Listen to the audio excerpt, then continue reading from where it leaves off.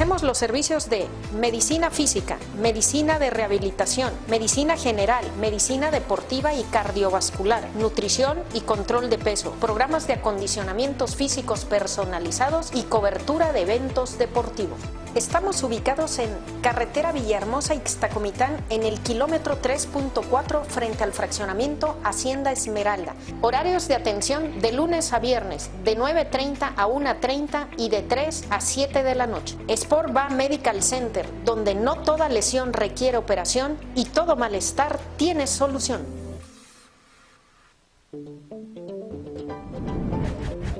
Las diferentes áreas de la salud giran alrededor de ella como los planetas al Sol, creando el universo de la salud. Escúchanos todos los miércoles de 8 a 9 de la noche a través de 620 AM y redes sociales.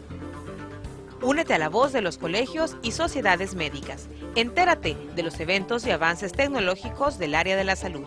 Esto y más te lo decimos sin reservas desde el universo de la salud.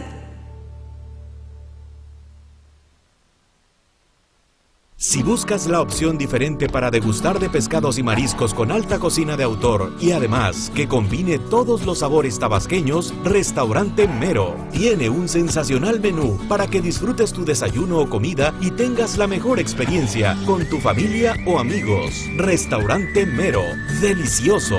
Plaza Cedros pasando el Parque Tabasco, rumbo al Country. Reserva al 139-7844. En redes sociales, Mero, Pescados y Mariscos. Te esperamos.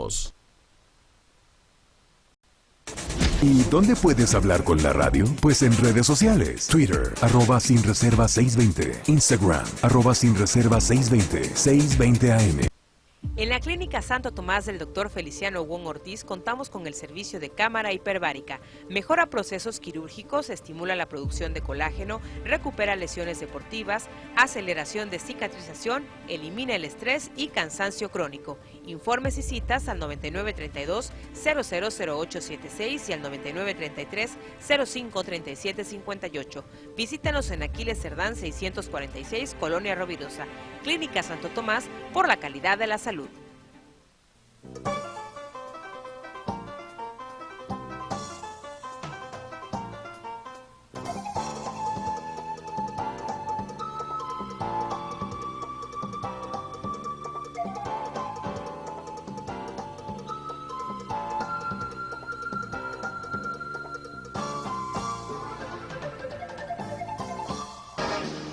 Digitalizando el espacio de tu música.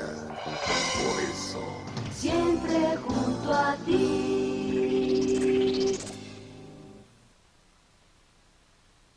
¿Te duele algo? ¿Haces deporte, te lesionaste y no sabes a dónde ir? Acude con los expertos a la Unidad Médica Integral Sport Va Medical Center, tu aliado en la salud. Ofrecemos los servicios de medicina física, medicina de rehabilitación, medicina general, medicina deportiva y cardiovascular, nutrición y control de peso, programas de acondicionamientos físicos personalizados y cobertura de eventos deportivos.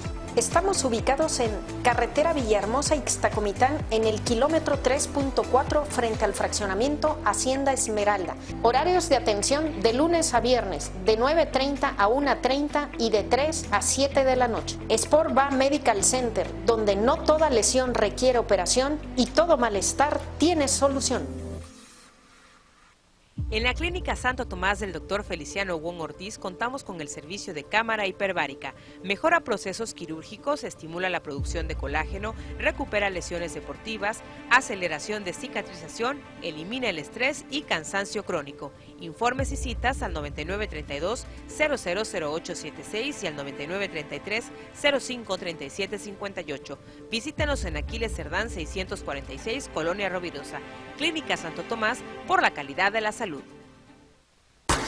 Escuchas XEGMSR, Grupo Multimedios sin reservas, 620 kHz en amplitud modulada, 2.5 kilowatts de potencia, prolongación de Avenida 27 de Febrero 3117, Interior 3, Fraccionamiento Galaxias, código postal 86035, Villahermosa, Tabasco, México. Si vas a hablar, dilo sin reservas, 620 AM. Las diferentes áreas de la salud giran alrededor de ella como los planetas al Sol, creando sin reservas el universo de la salud.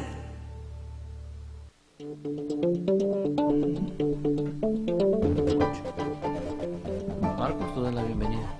Hola, buenas noches. Yo lo presento. Bienvenidos al Universo de la Salud. Hoy viernes 31 de julio del 2019 estamos agradeciéndole su preferencia, tanto por radio como por las redes sociales en YouTube Live. Y bueno, agradecemos a nuestros patrocinadores. Buenas noches, bienvenidos. Agradecemos a la Cámara Hiperbárica de la Clínica Santo Tomás, que se encuentra ubicada en Aquiles Cerdán de la Colonia Rovirosa. Citas a los teléfonos 9932-000876.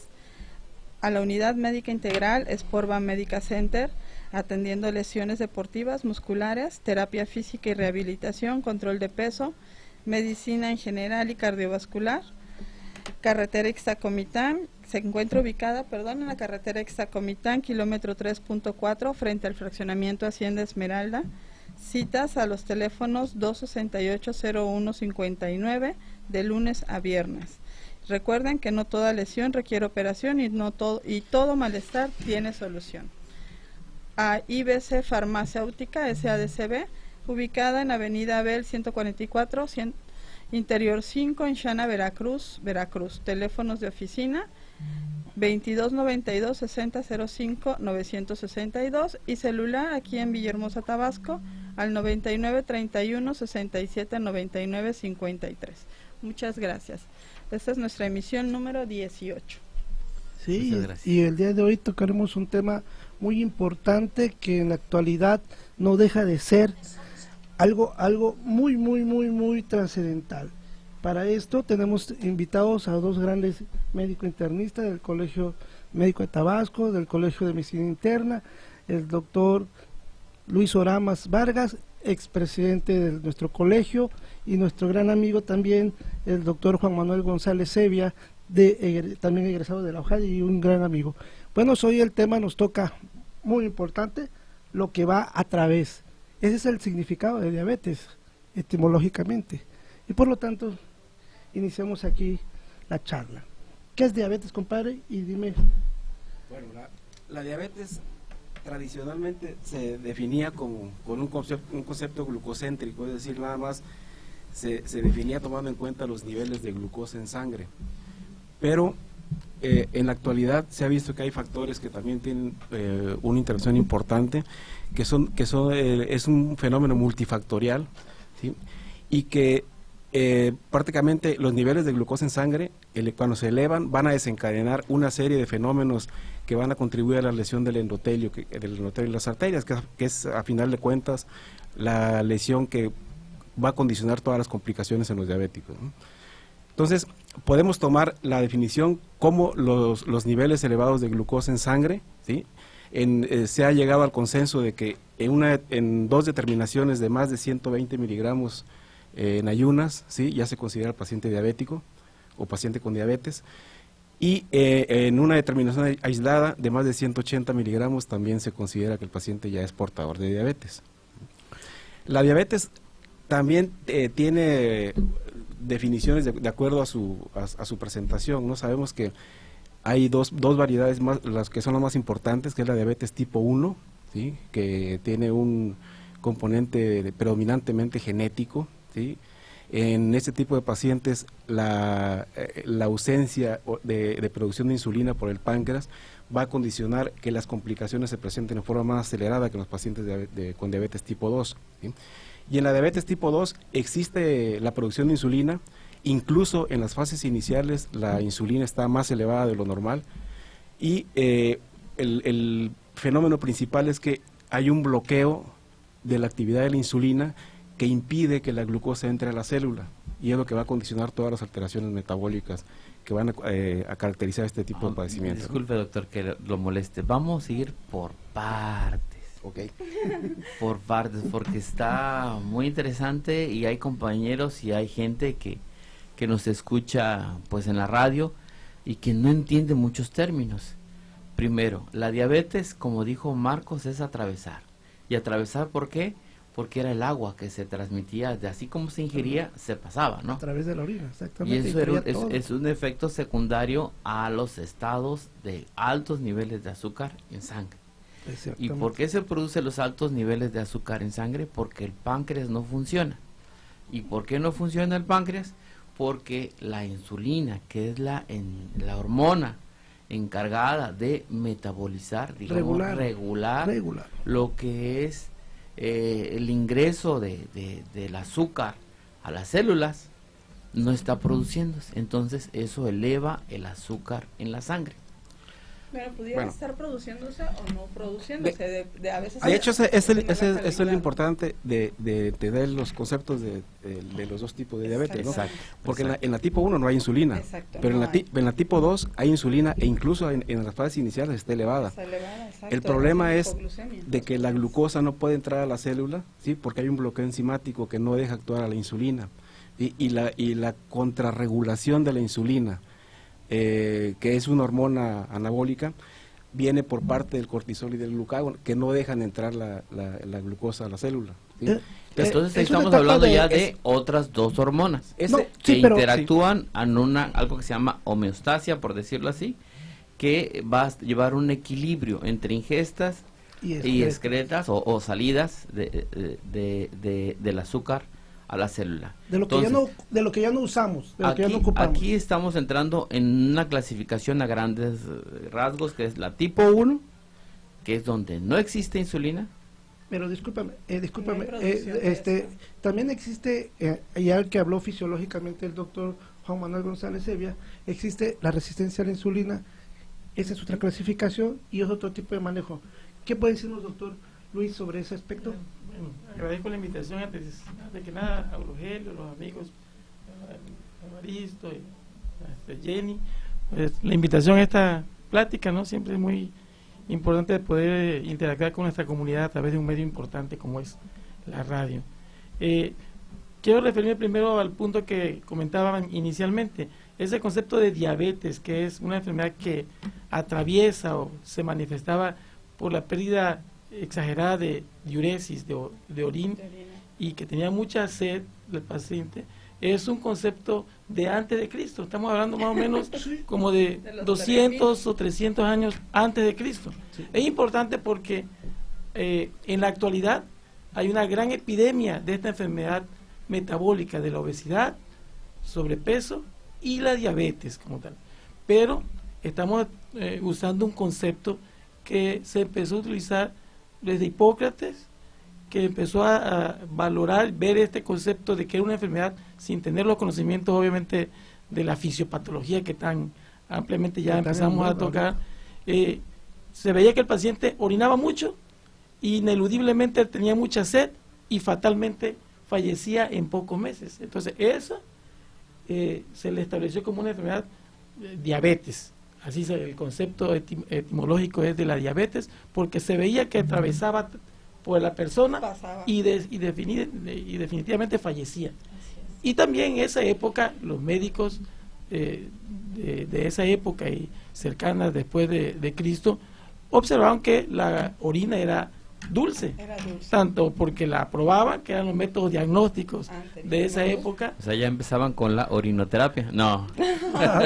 Pues era más que terapia, era diagnóstica, ¿no? Pero se probaban la orina y veían que insectos eran atraídos por esa orina de los pacientes con diabetes. Entonces, qué interesante que un concepto que está desde antes de Cristo, actualmente en la vida, sea tan importante por la gran frecuencia que se está presentando. Entonces, eso a mí me admira, me gusta ver conceptos muy antiguos, pero que están muy vigentes, como diagnóstico, quiero decirle, ¿verdad? Y obviamente como una enfermedad que pone en riesgo a una sociedad. Entonces, eso es muy relevante. Inclusive el que acuñó la palabra diabetes precisamente en 1643 fue Thomas Willis, el doctor, un británico, que fue el que acuñó precisamente diabetes mellitus. Sí, de allá para acá. Inclusive parece ser que están viendo la forma de hacer un cambio en el nombre, ¿no? Porque ya con toda la fisiopatología que engloba hasta el síndrome metabólico, ya amerita un nuevo nombre aparentemente, ¿no? Doctor, epidemiológicamente aquí en Tabasco, ¿cómo estamos con la diabetes? Ahí en donde usted está, en Pemex, en el hospital de Pemex, ¿cómo está esa población? Bueno, mira, en la población de Pemex, donde yo me desempeño como médico internista y pues está igual de impactante que en nuestra población mexicana. Los hispanos tenemos una genética muy predisponente para la diabetes, entonces eso hace que a nivel de la población general arriba de los 20 años puede llegar hasta 12% de la población, y cuando hacemos segmentos más específicos, por ejemplo, arriba de los 40 años, la diabetes se puede presentar hasta en un 40% de la población, haciendo sectores de atención de población. Entonces es muy predisponente, tenemos muchos pacientes. En los servicios médicos de Petróleos Mexicanos, donde yo me desempeño y tengo la fortuna de estar participando en la clínica de diabetes, de la clínica de primer nivel, desde el 2014 que se inauguró esa clínica, llevamos una clínica de atención donde damos capacitación regularmente, que son todos los conceptos de aspectos generales, la nutrición adecuada, la activación física, los tratamientos ya propiamente dichos y también las complicaciones. Es un esquema donde platicamos con nuestros pacientes y los familiares y los hijos, que es muy importante atenderlos, donde se les da esa explicación. Entonces tenemos unas grandes consecuencias familiares y económicas para los individuos y para las instituciones, y no se diga pues para la población y la sociedad en general. Estamos ante un gran dilema que, como lo sabemos, ha evolucionado desde la patología de inicio del siglo pasado, que eran infecciosas, que eran las que nos acongojaban, nos daban muchos problemas, mucha parasitosis. Todavía algunos de nosotros nos tocó ver esa grande parasitosis, ¿no?, después de usar un antiparasitario, pero ya eso va cada vez menos, son menos. Incluso muchas personas dicen, es que ya los laboratorios no sirven porque ya no me reportan parásitos. No, es que hemos tenido medidas de saneamiento, ¿no? Pero hemos ido a lo que se llama clásicamente la transición epidemiológica de las enfermedades a patologías metabólicas, donde sobrepeso, obesidad son fundamentales y la consecuencia principal, diabetes, hipertensión. Los signos y síntomas de la diabetes previas y los signos y síntomas de la diabetes ya presente. Sí, esas consideraciones son muy importantes porque de hecho lo que mencionaban hace rato de que el paciente tenía poliuria, que orinaba mucho, que le daba mucha hambre, que bajaba de peso, o sea, habitualmente son síntomas que se presentan cuando ya hay daño microvascular. La importancia ahora y el reto es justamente detectar a los pacientes cuando están en la fase de resistencia a la insulina todavía, cuando todavía no tienen las alteraciones francas en los niveles de glucosa, pero que ya hay hiperinsulinemia, que ya hay factores de riesgo que pueden condicionar que el paciente termine como diabético, ¿no? En este caso sería el paciente obeso, el paciente sedentario, el paciente que tiene obviamente malos hábitos dietéticos, ¿sí? Sabemos que culturalmente pues en nuestro medio es quizá lo más difícil de abordar en un paciente, que sería el cambiar su estilo de vida, ¿sí? El paciente puede adherirse al tratamiento, puede adherirse a los medicamentos de cualquier tipo que le demos, pero lo que siempre nos va a costar mucho trabajo es justamente el factor dietético, ¿no? Ahora, en cuanto a síntomas, en la etapa de resistencia a insulina generalmente es una etapa silenciosa, es una etapa en donde si no se asocia la diabetes componiendo el síndrome metabólico con hipertensión o con dislipidemia, el paciente va a evolucionar sin tener realmente ninguna molestia, ¿sí? Las molestias y los síntomas van a empezar justamente cuando ya el daño microvascular le va a estar dando las alteraciones por poliuria, así es, todos los síntomas típicos que todos conocemos como... La Cantón Nigris, ¿en qué etapa de la diabetes? Te voy a hacer interrumpir, sí. Estamos hablando de polifagia, poliuria, polidipsia. Poli quiere decir, en términos griegos quiere decir mucho, bastante, entonces le da mucha hambre, polifagia, polidipsia, orina mucho, y polifagia, come mucho, polidipsia, toma mucha agua, y poliuria, orina mucho. Son los tres signos clásicos, y bueno, eso lleva acompañado a la pérdida de peso. Y a veces dicen, estás bien flaco, dice, ya te dio diabetes, ya estás azucarado. Aquí hay una consideración muy importante. Cuando el paciente empieza a bajar de peso, incluso hasta él toma eso como algo benéfico, ¿sí? Sin embargo, el paciente catabólico, el paciente con descontrol por la diabetes, pierde peso a expensas de la masa muscular, o sea, no está perdiendo grasa, lo que está perdiendo es músculo, ¿no? Y está entrando en un estado sarcopénico que es todavía más grave y que va a complicar más su diabetes. Sarcopenia, estamos hablando de sarcos músculo, entonces una enfermedad de los músculos. O sea, es que tenemos que tratar de decir y hacer el comentario. Es en donde se pierde músculo, ¿sí? Y se gana grasa. En ese síndrome empieza la desnutrición y esto complica aún más la enfermedad. Sí, porque es una desnutrición proteica. No me escucho. Okay. Porque es una desnutrición calórico o proteica, porque el paciente está consumiendo más alimento y sigue perdiendo peso, pero lo que pierde es músculo realmente. Yo voy a hacer un comentario. Yo soy diabético desde hace pues unos 16 años aproximadamente, y actualmente yo soy insulina dependiente. ¿Y por qué? Porque los hipoglucemiantes orales, los medicamentos que se toman para bajar el azúcar, para fortalecer ya sea la absorción, ya sea la producción de insulina, no estaban funcionando en mí, entonces yo me aplico insulina. Pero hay algo que yo quiero enviar de mensaje. Por parte de mi familia somos 6 hermanos, de los cuales una persona no es diabética, todos los demás somos diabéticos y venimos de un padre diabético. Entonces yo quiero decir ese mensaje a la población que nos escucha: si tienen pues un familiar que es diabético, y prácticamente es muy frecuente que esto se dé con alto porcentaje, por lo que comenta el doctor, de las dietas, sedentarismo, obesidad y la dieta. Entonces es seguro que se nos va a presentar la diabetes, y por la dieta hipercalórica, o sea, mucha azúcar en todo lo que tomamos, sobre todo los refrescos embotellados, que son bombas de azúcar y una gran producción de insulina que hasta truena el páncreas, por decirlo así, en forma muy breve. Aquí quiero comentar que no solo, porque por la experiencia, si usted dice azúcar, la gente piensa que es el azúcar que le pone al café. Azúcar refinada. Azúcar refinada. No nada más es azúcar, son hidratos de carbono, son todas las harinas que consumimos. Podríamos ejemplificar para el tabasqueño. ¿Qué es hidrato de carbono? La yuca, la papa, el macal, el camote, todo lo que se hace con harina de trigo, tortillas de harina, bolillos, pan dulce, esos son hidratos de carbono. Papas fritas, todo lo que viene, las carnes asadas. No, esos no son hidratos de asada, carbono. pero de grasa, ¿no? De aceite. La que viene en paquetitos, o sea, lo que venden en las tiendas de la esquina o las tiendas de oportunidad, en su mayoría son hidratos de carbono. Todo está hecho con harinas refinadas y azúcar refinado, independientemente de los aceites trans que traen, ¿no? Que no son transgénicos, son trans porque son hidrolizados.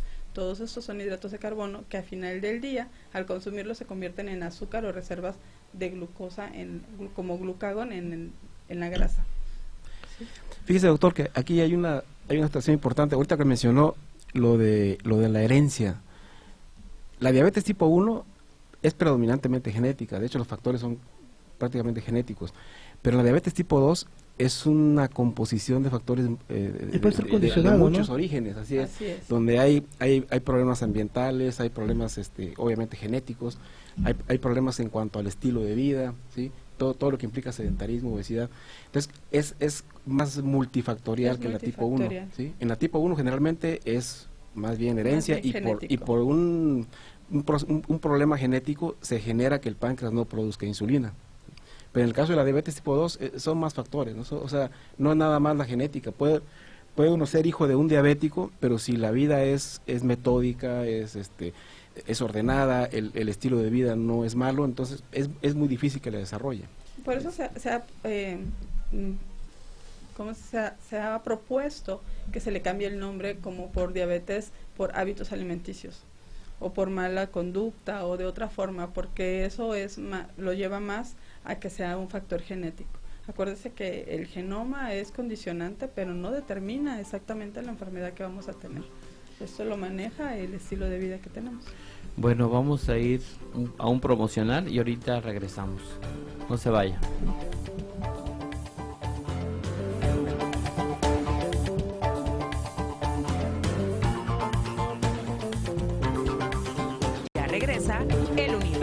Regresa el universo de la salud por 620 AM sin reservas. Desde hace más de 90 años, la radio en México narra la historia del mundo.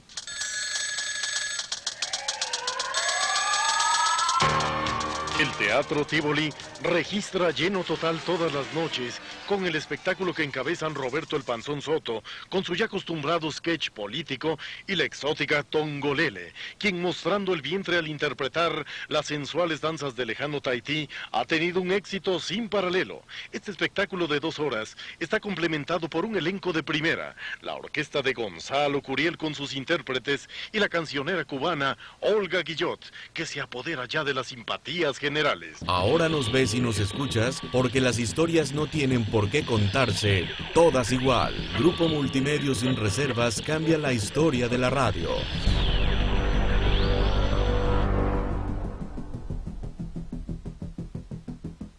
No esperes a que llegue la tormenta. Prepárate. Si te encuentras en la costa y se acerca un ciclón tropical, no te acerques al mar ni realices actividades acuáticas. Protege tus instrumentos de trabajo y a tus animales y resguarda bien cualquier sustancia peligrosa. Sigue las indicaciones de Protección Civil y si te piden evacuar, hazlo inmediatamente. Tu vida y tu seguridad son lo más importante. Comisión Nacional del Agua. Gobierno de México. No esperes a que llegue la tormenta. Prepárate. Si hay alerta de ciclón tropical, toma tus precauciones. Desconecta todos los aparatos eléctricos y el interruptor de energía. Si tu vivienda es frágil o el techo es de material endeble, identifica el refugio temporal más cercano a tu comunidad y trasládate allí. Sigue las recomendaciones de Protección Civil y mantente a salvo. Comisión Nacional del Agua. Gobierno de México.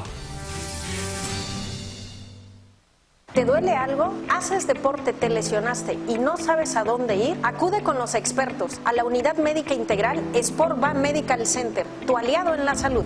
Ofrecemos los servicios de medicina física, medicina de rehabilitación, medicina general, medicina deportiva y cardiovascular, nutrición y control de peso, programas de acondicionamientos físicos personalizados y cobertura de eventos deportivos.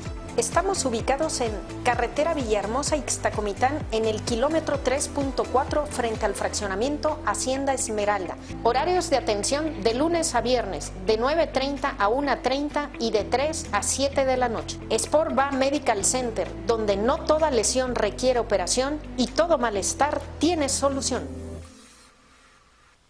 En la Clínica Santo Tomás del Dr. Feliciano Wong Ortiz contamos con el servicio de cámara hiperbárica. Mejora procesos quirúrgicos, estimula la producción de colágeno, recupera lesiones deportivas, aceleración de cicatrización, elimina el estrés y cansancio crónico. Informes y citas al 9932-000876 y al 9933-053758. Visítanos en Aquiles Cerdán 646, Colonia Rovirosa. Clínica Santo Tomás, por la calidad de la salud.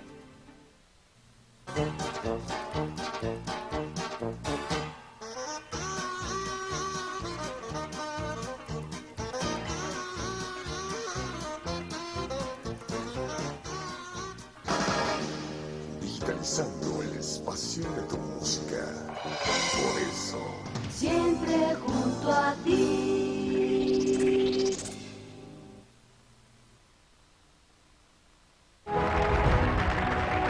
Hoy, con la reforma laboral, los sindicatos estarán formados por el voto libre, secreto y directo de cada uno de sus miembros. Las y los trabajadores podrán negociar sus condiciones laborales y prestaciones con el sindicato de su elección. A los valores de capacidad y compromiso de los trabajadores mexicanos, hoy se añade el avance de la justicia laboral y la libertad sindical. Así, refrendamos nuestro compromiso de servir. Senado de la República. Cercanía y resultados. Continuamos con El Universo de la Salud.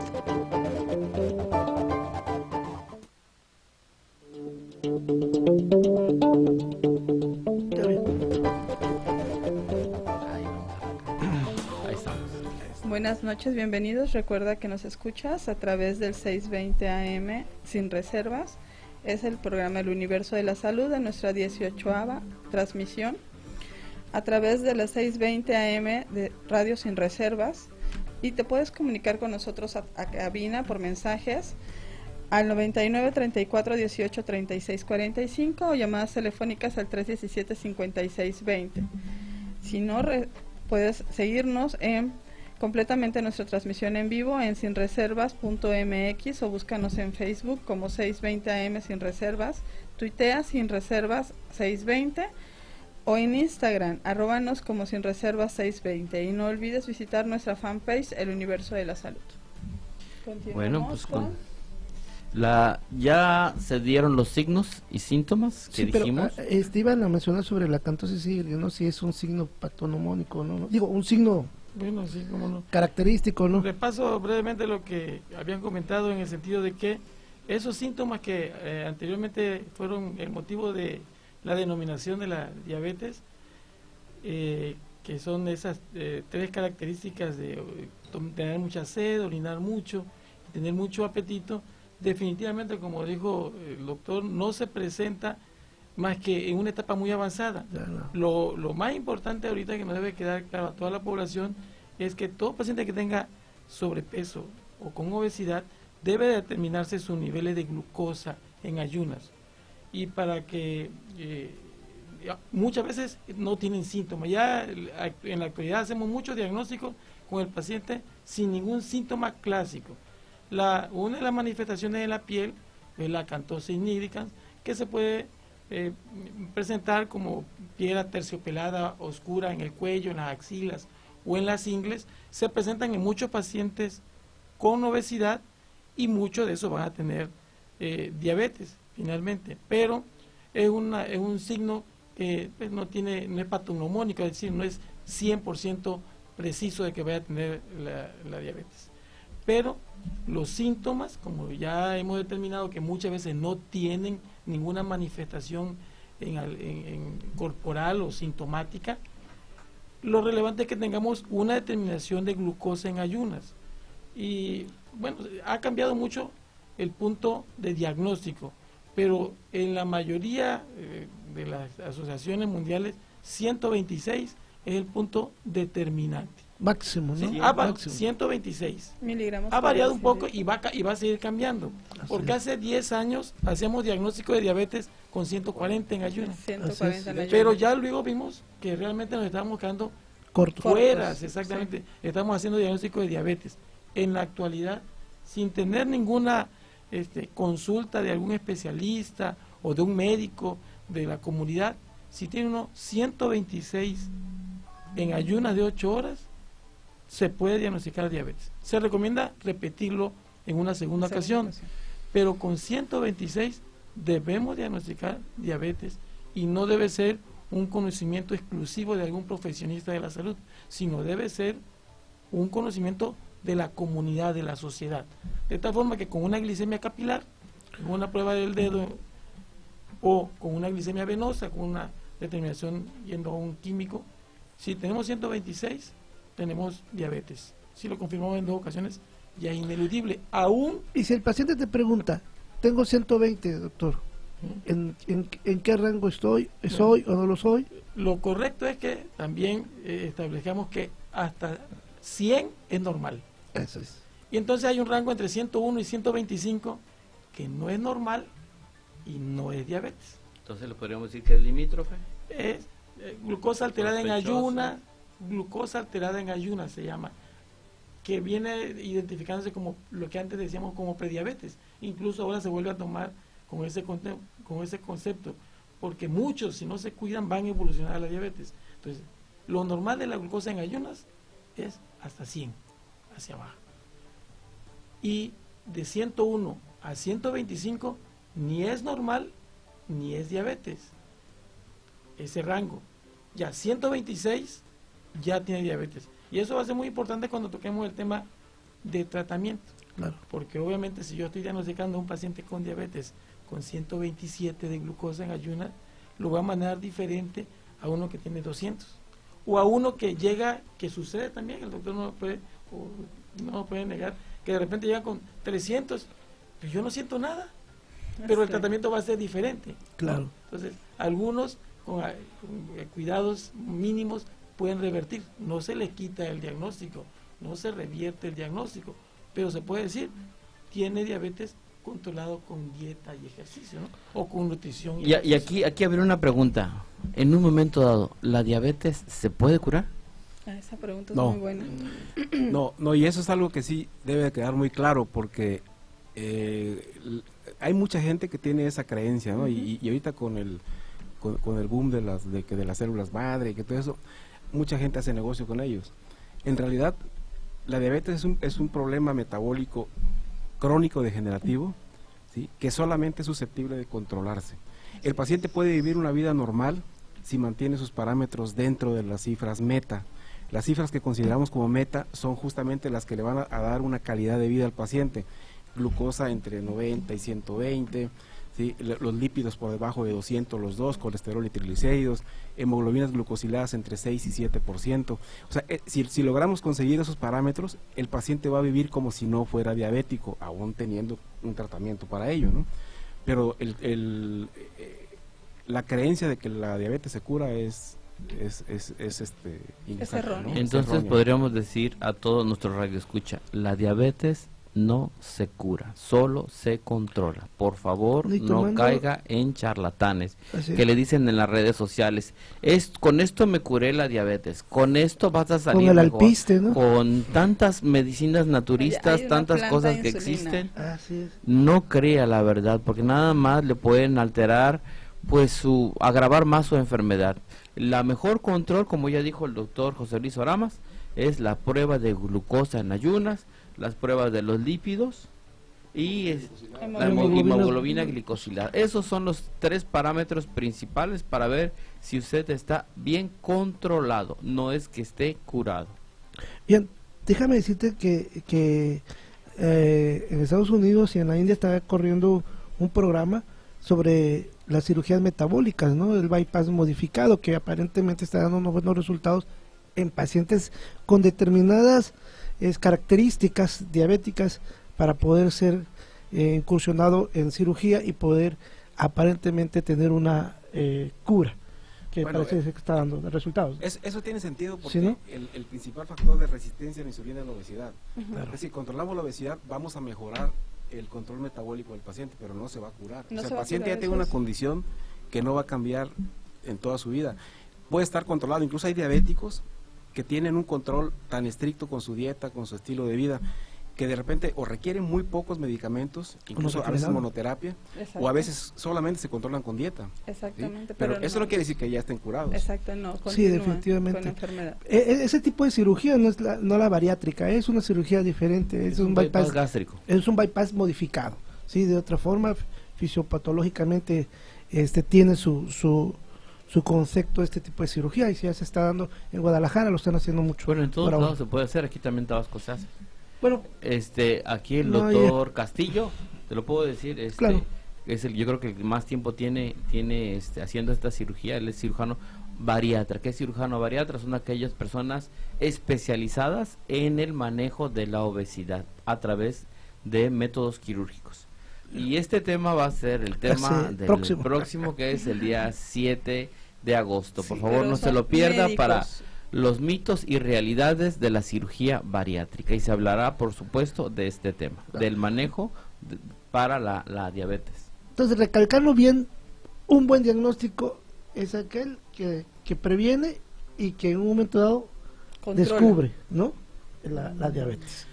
O sea, de hecho, el fundamento de las clínicas de diabetes actualmente que están en boga es justamente detectar al paciente cuando todavía no tiene complicaciones crónicas, cuando empieza a ver ya ciertos cambios metabólicos que le van a condicionar disfunción de las arterias, del endotelio, que va a empezar a desarrollar los problemas circulatorios, pero incipientes, donde todavía no hay ni síntomas ni complicaciones evidentes.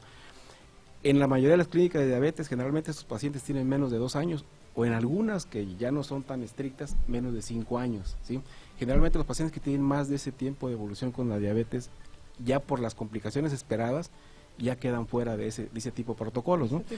Y son pacientes a los que les va muy bien, porque son pacientes que tienen un control multidisciplinario, donde los ve el oftalmólogo, los ve el angiólogo, los ve el psiquiatra, los ve el internista, los ve el endocrinólogo. O sea, les hacen un seguimiento de tal manera que no permiten que el paciente se salga del rango de control.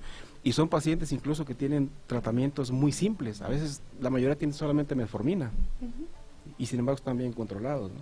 Pero pues obviamente ahí ya hay una un abordaje multidisciplinario que siempre es efectivo, que no, desgraciadamente no se puede aplicar en todos los pacientes porque es muy costoso. Quiero comentarle la experiencia que tenemos nosotros en los servicios médicos de Petróleos Mexicanos, donde precisamente en las valoraciones que se hacen anualmente a todos los trabajadores, ahí se denomina cláusula 103. En la cláusula 103 indica que todo trabajador de los servicios médicos, de Petróleos Mexicanos, tenemos que pasar a una revisión anual, y en esa revisión se detecta principalmente las condiciones básicas de laboratorios y somatometría, y se detecta sobrepeso, obesidad, y detectamos muy oportunamente la diabetes, porque muchos pacientes no tienen síntomas, sino que es un requisito indispensable pasar cada año, se registra que tiene 126 y dice, bueno, ya está en rango de diabetes, iniciamos con un tratamiento oportuno, porque lo básico es iniciar en tiempo muy apenas se está desarrollando la enfermedad, no como antes que lo diagnosticamos cuando tenía 300 o 400, sino que ahorita es detectarlo cuando andan en 126, 130, y ahí podemos incidir en que no tenga complicaciones. Y como hemos dicho aquí en la mesa, si tienen un buen control, básicamente con la hemoglobina glucosilada menos de 7, que debe ser, entonces el paciente puede tener una vida sin complicaciones asociadas a la diabetes. ¿Y esas complicaciones asociadas serían cuáles, doctor? Pues hay complicaciones que se presentan en el mediano plazo y complicaciones crónicas que se presentan ya en etapas muy terminales, ¿no? Las más temidas por los diabéticos siempre son las complicaciones justamente más avanzadas. Todos hemos escuchado hablar a los diabéticos del miedo que le tienen a la diálisis, el miedo que le tienen a la hemodiálisis, ¿sí? Las alteraciones emocionales que les provoca perder una extremidad, ¿sí? Obviamente el problema depresivo que representa que dejen de ver, pero todas esas complicaciones crónicas son prevenibles solamente cuando la enfermedad está empezando, ¿sí? Ya una vez que se empiezan a presentar las alteraciones en la función renal, las alteraciones en la función circulatoria, cuando ya es necesario amputarles una pierna porque ya las infecciones son incontrolables, pues generalmente ya se puede hacer muy poco por ese paciente, aún teniendo un arsenal muy vasto para manejar la diabetes. Entonces, las complicaciones crónicas en realidad representan el principal reto para el sistema de salud pública, porque además de que son muy costosas, no le van a mejorar la calidad de vida al paciente. No, para nada. Yo creo que aquí lo que se busca, y qué bueno que en Pemex se esté haciendo, y se busca en todos los hospitales de salud y en las clínicas privadas, es la educación del paciente, ¿no? Que el paciente que viva con diabetes aprenda a convivir con su enfermedad. A eso se le conoce como empoderamiento, para que ellos aprendan a controlar la glucosa o aplicarse la insulina, a controlar su alimentación. Hay un tipo de dieta que se llama conteo de hidratos de carbono, que esa va de la mano con la cantidad de insulina que se ponen. Entonces se busca que el paciente aprenda a contar los hidratos de carbono que consume, porque esto es lo que le va a ayudar a metabolizar cada unidad de insulina, por cada 15 gramos de hidratos de carbono o unidades de insulina. Sí, en esa medida creo que ayudan muchísimo a nuestros pacientes, porque así evitamos el incremento de la dosis de la insulina en un momento dado. Aquí hay una cosa que yo considero elemental. ¿Cuándo podemos considerar una persona obesa? Seamos a términos científicos y decimos, es que yo a ti te veo gordito. No, pero ¿en qué nos basamos para decir que es un paciente obeso? No hay, como decir científicamente, lo que más se maneja hasta la fecha, desde hace muchísimos años, que la Organización Mundial de la Salud maneja una fórmula que se llama índice de masa corporal. Este índice de masa corporal, de hecho, no lo hizo ni siquiera un profesionista del área de la salud, sino un arquitecto que se dedicaba a ver la cantidad de masa que ocupamos para distribución entre silla y silla, ¿sí? Para un restaurante o para algo. Y la OMS la acuña para ver el peso que yo tengo o la superficie que yo ocupo de acuerdo a mi estatura. Exacto. Sin embargo, ese índice de masa corporal no dice que es un peso saludable.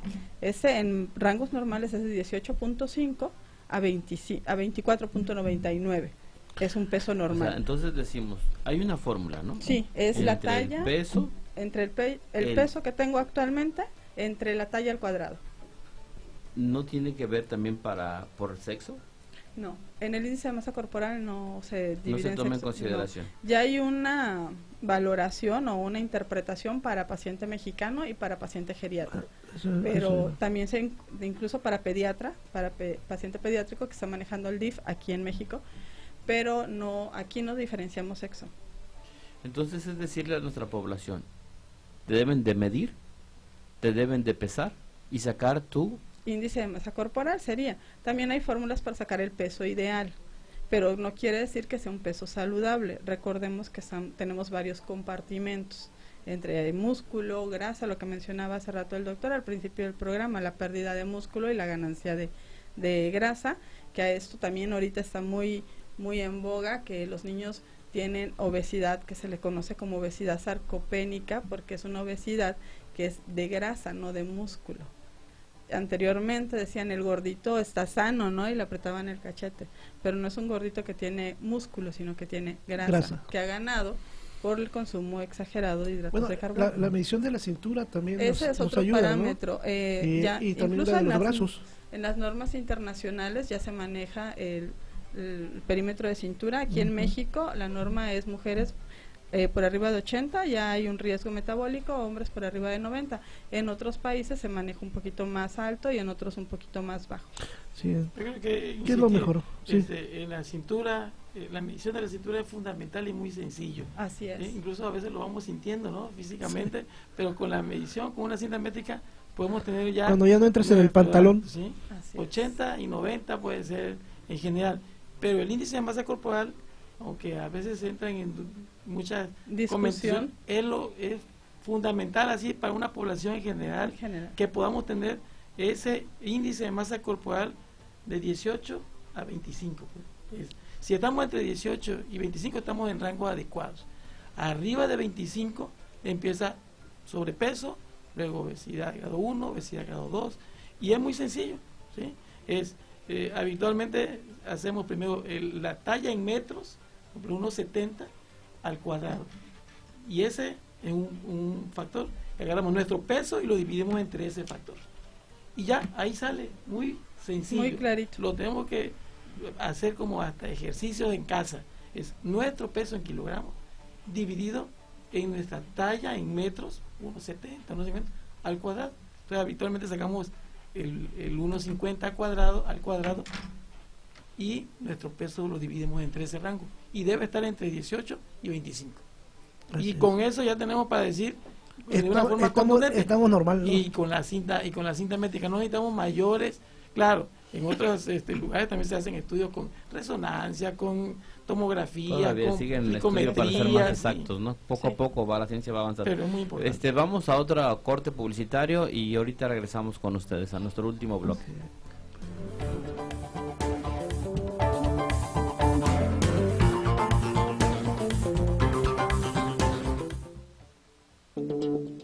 Ya regresa El Universo de la Salud por 620 AM sin reservas.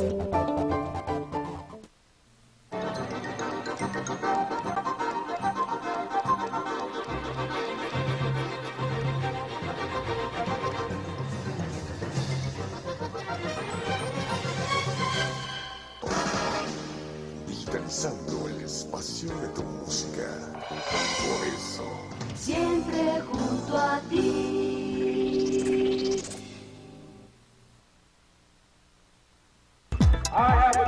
One day. Yes, we can. Sí se puede. Ser joven es resistir. Y ser joven indígena es resistir doblemente. Si va a haber una revolución femenina. El cambio que vengo a proponerle. Los buenos discursos son música para tus oídos. El Tribunal Electoral te invita a participar en el primer concurso nacional de oratoria de julio a octubre de 2019. Si tienes entre 18 y 29 años, inscríbete en www.te.gov.mx. Tribunal Electoral del Poder Judicial de la Federación. Desde hace más de 90 años, la radio en México narra la historia del mundo.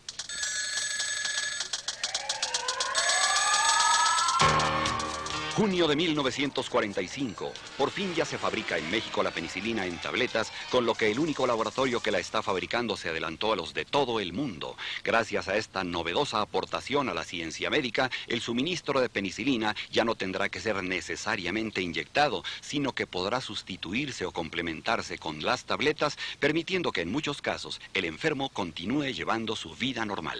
Ahora nos ves y nos escuchas porque las historias no tienen por qué contarse todas igual. Grupo Multimedios Sin Reservas cambia la historia de la radio.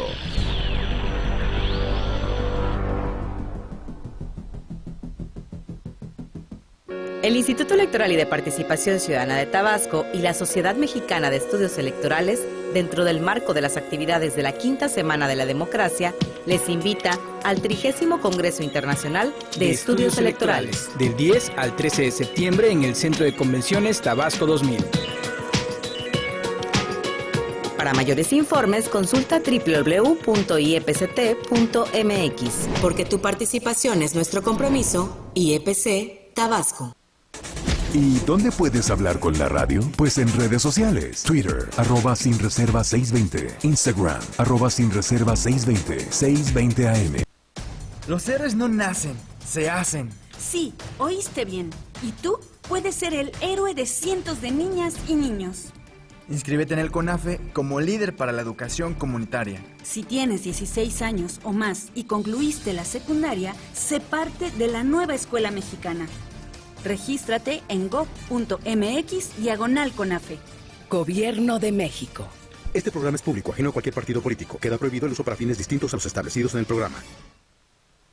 Si buscas la opción diferente para degustar de pescados y mariscos con alta cocina de autor y además que combine todos los sabores tabasqueños, Restaurante Mero tiene un sensacional menú para que disfrutes tu desayuno o comida y tengas la mejor experiencia con tu familia o amigos. Restaurante Mero, delicioso. Plaza Cedros pasando el Parque Tabasco, rumbo al Country. Reserva al 139-7844. En redes sociales, Mero, Pescados y Mariscos. Te esperamos. Continuamos con El Universo de la Salud.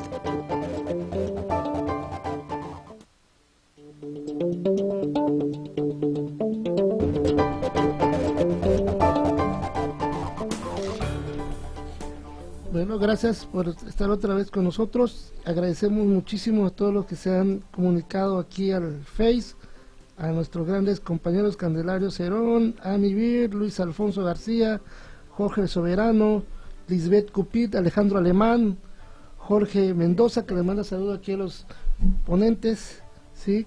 Rochi Bocanegra, José Alberto Pairó y Johnny Ruiz.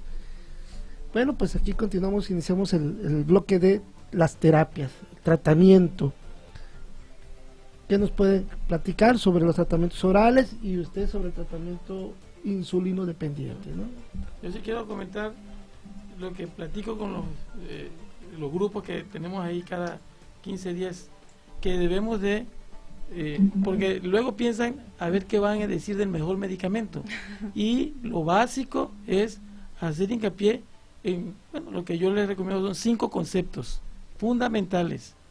Uno, y ninguno es menos que otro.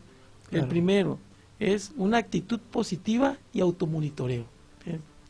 2, nutrición adecuada, quitando un poquito el concepto ese de dieta, porque también el de dieta es restrictivo, pero nutrición adecuada como segundo punto es fundamental, que se pueden ampliar cada concepto de eso. 3, activación física y ejercicio. 4, y no menos importante, es el apoyo de la comunidad o de la familia, fundamental. Y 5, el tratamiento médico, porque cada uno de esos 5 puntos se pueden ampliar suficientemente en una mesa de discusión o de charlas, pero en esos 5 puntos, cuando menos en forma personal, considero que es bueno recalcar, remarcar, y no solamente en lo que muchos queremos cuando tenemos una enfermedad. Dígame, ¿qué medicina? A veces si la puedo comprar bien, o si es cara, mejor, pero no es cierto en diabetes. En diabetes es uno de los 5 pilares de tratamiento, el tratamiento médico.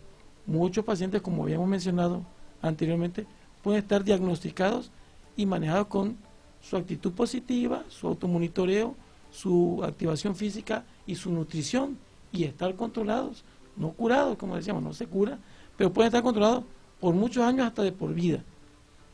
Y entonces no pensar solamente en el tratamiento que tradicionalmente lo podemos dividir en inyectado y tomado, tratamiento médico de medicamentos, sino en esos 5 puntos, y todos son relevantes. Dentro de las guías internacionales hay un punto de la actitud positiva y automonitoreo que antes no lo recomendamos, fíjense, porque pensábamos que el paciente se obsesionaba con tener registro de glucosa y luego eso podía tener cierta ansiedad a los pacientes, pero no, ya estamos convencidos todos los médicos, el personal de salud, que el paciente que se hace su registro de glucosa capilar, su monitoreo con un equipito que se hace la prueba, y se lo hace frecuentemente cuando está hay descontrol, o una vez a la semana o 2 veces a la semana cuando está bien controlado, ese paciente tiene menos complicaciones, tiene mejor control de sus medicamentos, tiene mejor control de su dieta y mejor activación física, el que está pendiente, porque sabe, como en cualquier registro, como si fuera un vehículo, sabemos cuánta gasolina tenemos, pues eso lo vamos a medir con nuestro glucómetro. De paso, de comentarles que el glucómetro está disponible en cualquier supermercado, ¿verdad? Antes, yo recuerdo, mi papá es médico y tuvo aquí 50 años de su clínica en el centro, y me recuerdo el glucómetro que llevó así como novedad de la clínica, era como el tamaño de una carpeta muy grande, pero ahorita los glucómetros que están disponibles para la población en cualquier supermercado o tienda de conveniencia es muy pequeños, y que el costo realmente comparado con un celular o con otras cosas es un costo sencillo, moderado, y que nos va a salvar de muchas síntomas, de muchas complicaciones, y nos puede sacar de dudas a las 2 de la mañana, a medianoche, a media tarde, tener nuestro monitoreo. Entonces el monitoreo es fundamental, y la actitud positiva que quiero yo recalcar es que las personas que tienen una actitud negativa, no solamente por el hecho de que pensemos que su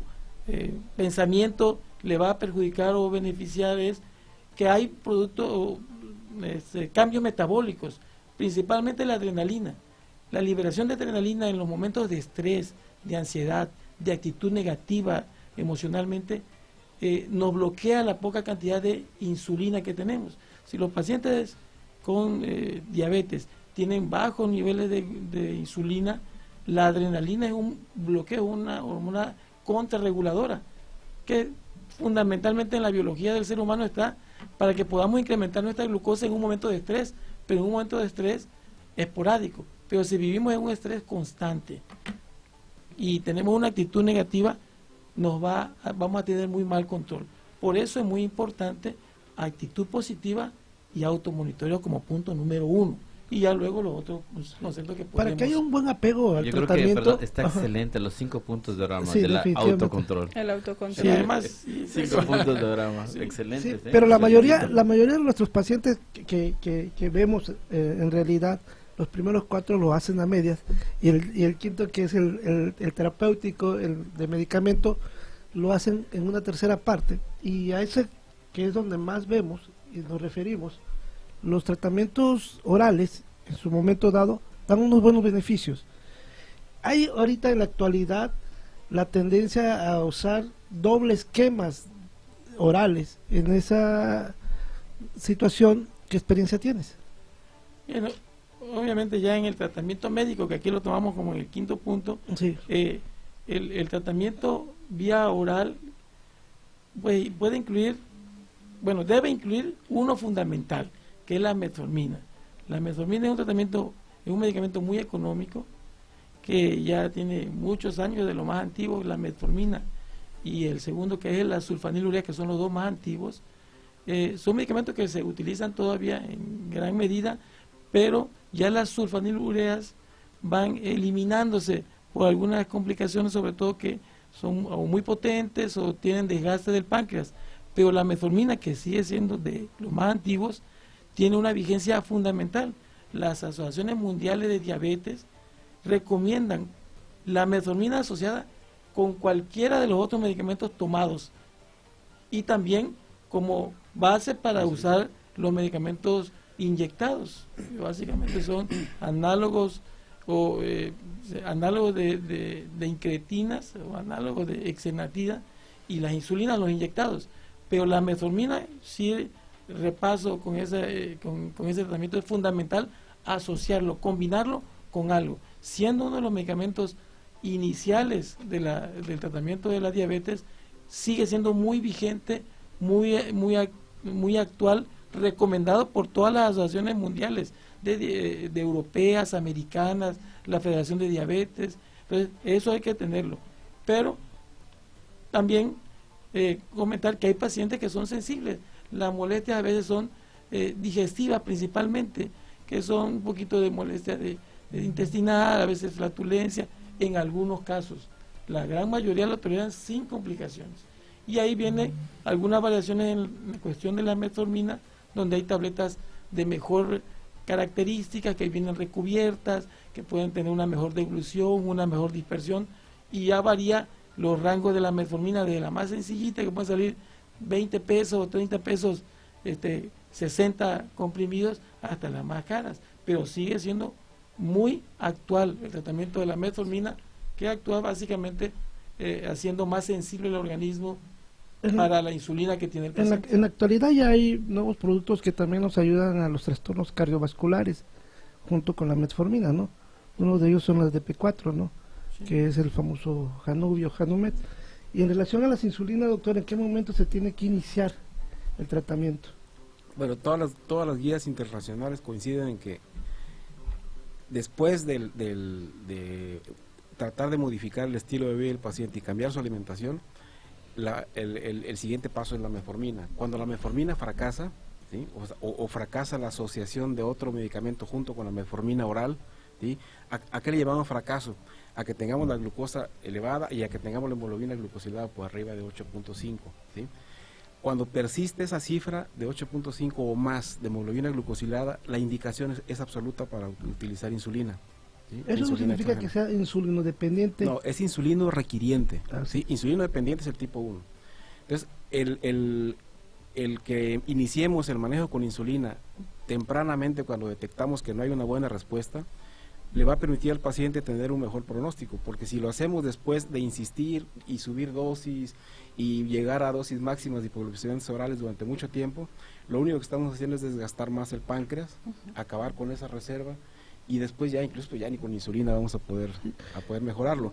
Entonces yo creo que para eso existen los parámetros clínicos que se toman en cuenta justamente para hacer cambios en el tratamiento, para hacerlos oportunamente, y es importante hacer énfasis y conciencia en el paciente de que en el momento en que requiera la insulina, la debe de aceptar.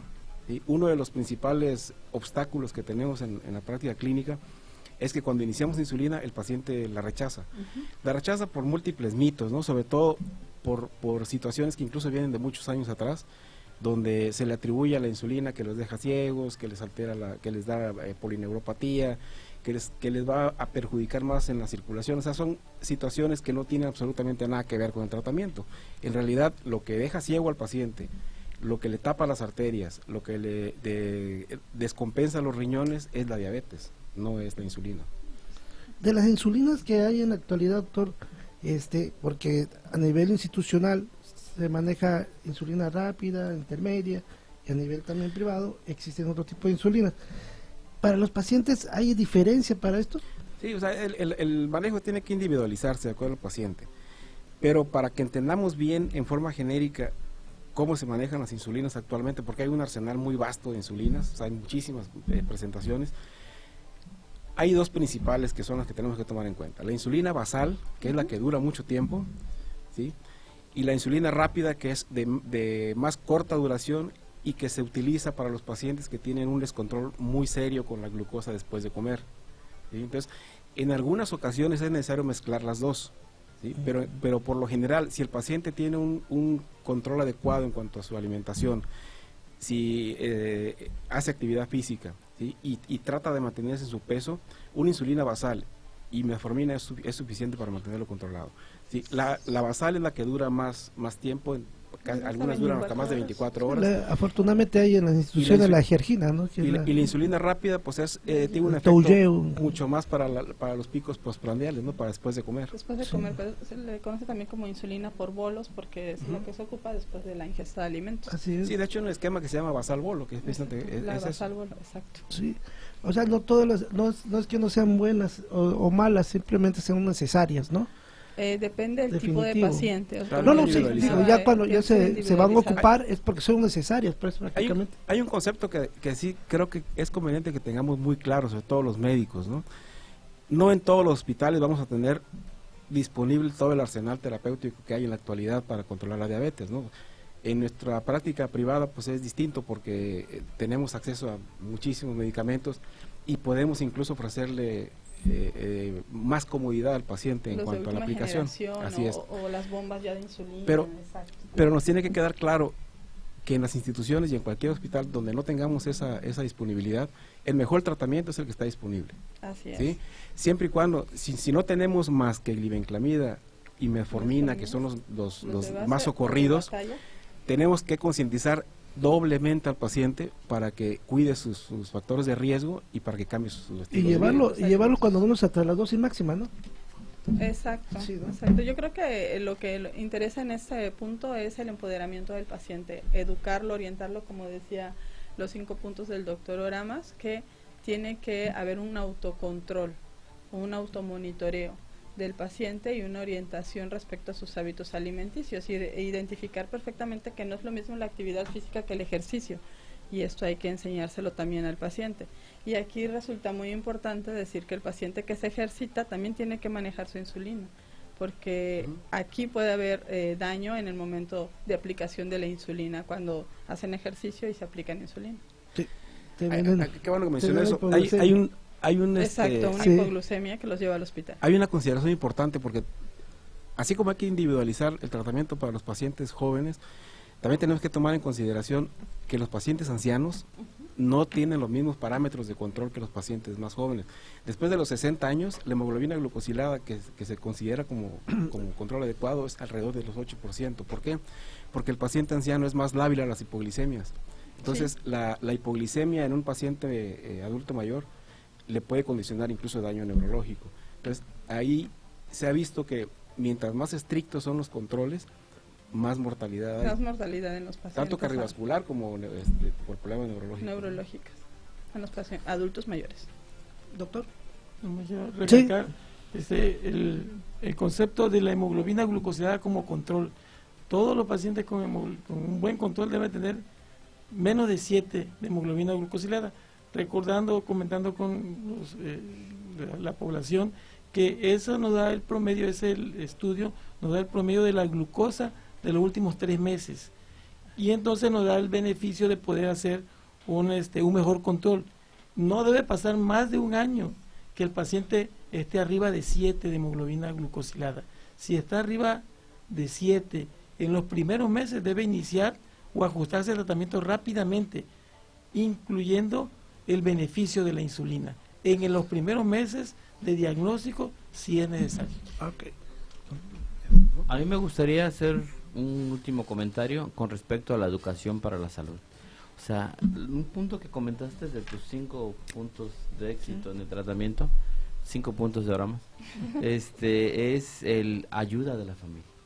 A veces hacemos una fiesta y sabemos que tenemos familiares que son diabéticos o hipertensos y llevamos las carnitas, los tacos, los chicharrones, los refrescos. Y no pensamos en que está a la degustación y que todo, pues come poquito, no te pasa nada, come. Así es. O sea, hay que pensar siempre en las personas. Desgraciadamente, pues se desarrolla lo que es la insuficiencia renal. Se desarrolla la ceguera, se desarrolla las amputaciones, lo que llaman la microvascular, las microarterias, las pequeñas arterias donde se va produciendo las lesiones. Eso tarde o temprano. Se dice que el diabético va a fallecer principalmente de la diabetes si no se llega al control. Entonces es reforzar ese punto que para mí me pareció extraordinario, ¿no? Y otra cosa es también recalcar a nuestras autoridades 2 cosas. A mí yo considero muy importante. Uno, la seguridad pública, porque ¿Qué seguridad te da si sales a caminar y te van a asaltar? ¿Qué seguridad te da si hay tanta delincuencia? Quiero felicitar que ha disminuido mucho ahorita ya en nuestro estado, porque ya prácticamente solamente se ve entre delincuentes las cosas, pero sí hay que reforzar mucho en eso de poder salir a caminar a las calles, aunque Marco diga que están buscando un billetito, yo lo vemos, de verdad lo vemos, ¿no? Claro, todavía falta muchísimo. Pero hay que ayudar a los compañeros policías, porque están tan más obesos que nosotros. También, sí, también. Entonces eso es para salir corriendo detrás de un delincuente. Y el último punto que me gustaría hacer comentario es recalcar a nuestras autoridades, ya sea, no sé, la Secretaría de Salud, no sé a quién le tocaría esto, de que si uno va al cine, lo único de dietético que encuentras en el cine es el agua. Todo lo demás es ricamente en carbohidratos, todo. En las escuelas.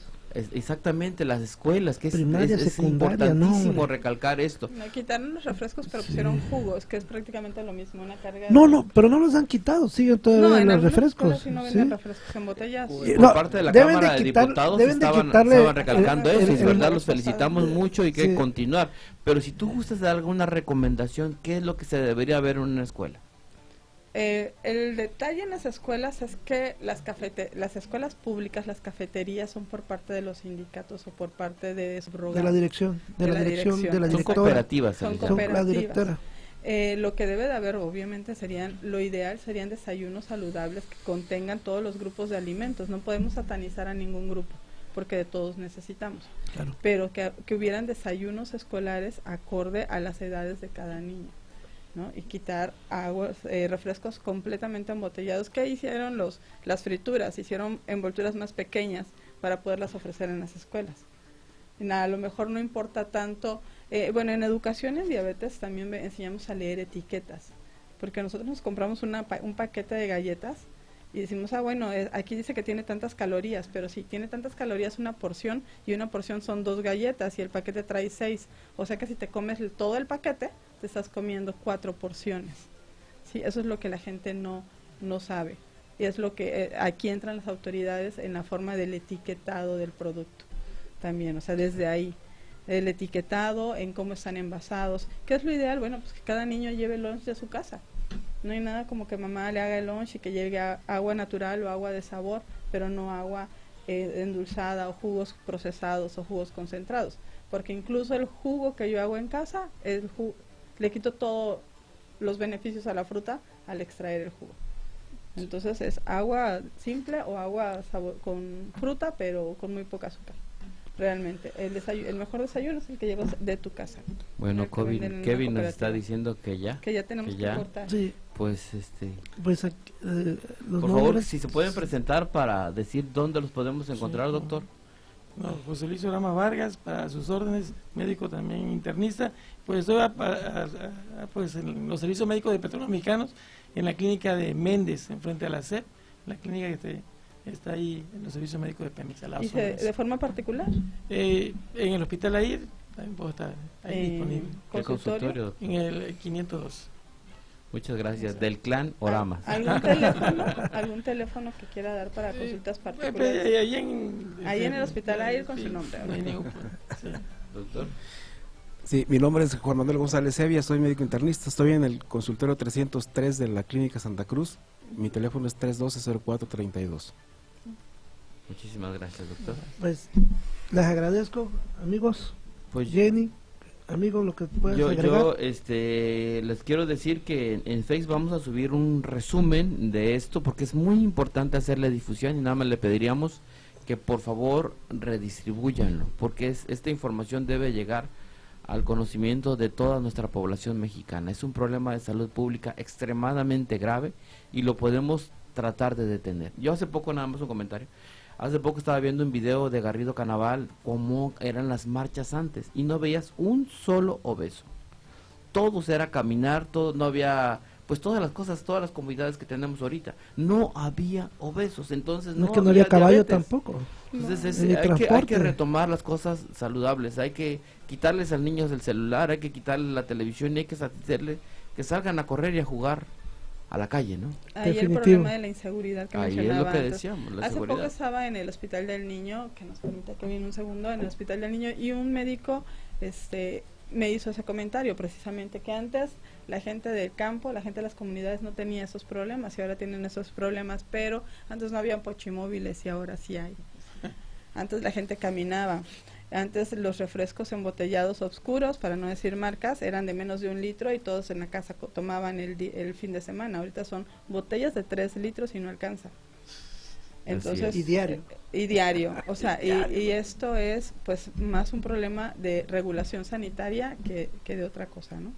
Porque está a la mano y esta es parte de la seguridad alimentaria, ¿no? Lo tienen a la disposición y lo compran.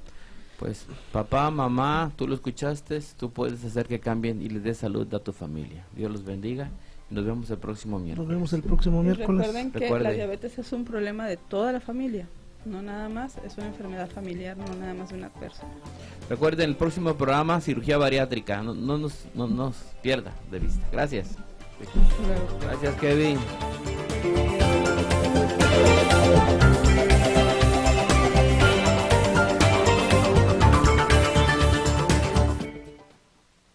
Concluimos el viaje por el universo de la salud. Síguenos en nuestra siguiente emisión el próximo miércoles. Si buscas la opción diferente para degustar de pescados y mariscos con alta cocina de autor y además que combine todos los sabores tabasqueños, Restaurante Mero tiene un sensacional menú.